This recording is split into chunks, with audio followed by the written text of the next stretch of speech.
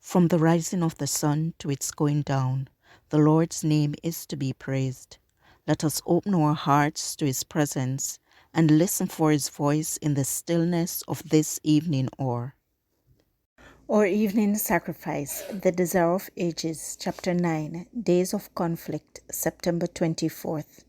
Hiding in thee, thou blessed rock of ages, I'm hiding in thee.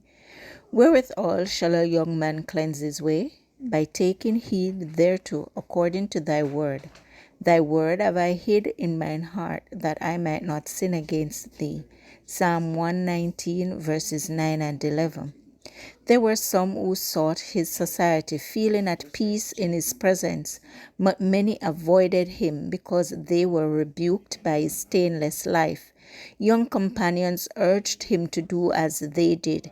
He was bright and cheerful. They enjoyed his presence and welcomed his ready suggestions, but they were impatient at his scruples and pronounced him narrow and strait-laced. Jesus answered, "It is written, Wherewithal shall a young man cleanse his way? By taking heed thereto according to thy word. Thy word have I hid in mine heart, that I might not sin against thee." Psalm 119, verses 9 and 11. Often he was asked, "Why are you bent on being so singular, so different from us all?" "It is written," he said, "Blessed are the undefiled in the way who walk in the law of the Lord. Blessed are they that keep his testimonies and that seek him with the whole heart. They also do no iniquity, they walk in his ways." Psalm 119, verse 1 to 3. When questioned why he did not join in the frolics of the youth of Nazareth, he said, "It is written, I have rejoiced in the way of thy testimonies as much as in all riches. I will meditate in thy precepts and have respect unto thy ways. I will delight myself in thy statutes. I will not forget thy word." Psalm 119, verse 14 to 16. Jesus did not contend for his rights. Often his work was made unnecessarily severe because he was willing and uncomplaining. Yet he did not fail nor become discouraged. He lived above those difficulties as if in the light of God's countenance. He did not retaliate with roughly used, but bore insult patiently.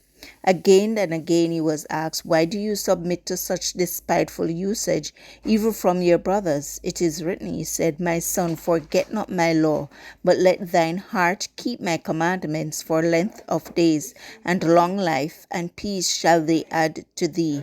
Let not mercy and truth forsake thee. Bind them about thy neck, write them upon the table of thine heart.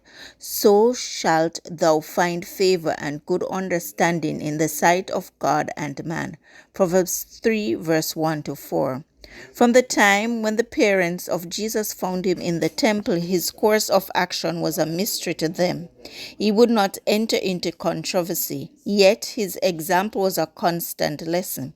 He seemed as one who was set apart. His hours of happiness were found when alone with nature and with God.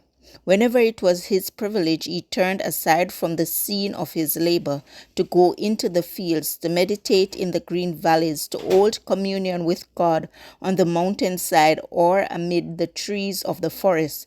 The early morning often found him in some secluded place, meditating, searching the scriptures, or in prayer. From these quiet hours, he would return to his home to take up his duties again and to give an example of patient toil. This passage was taken from The Desire of Ages, page 89 and 90. Pacific Press Publishing Association. Copyright 2005, or Evening Sacrifice, September 24th. I encourage you to connect with God and receive strength to overcome obstacles each day. Thank you for listening. Please join us tomorrow as we offer up our evening sacrifice.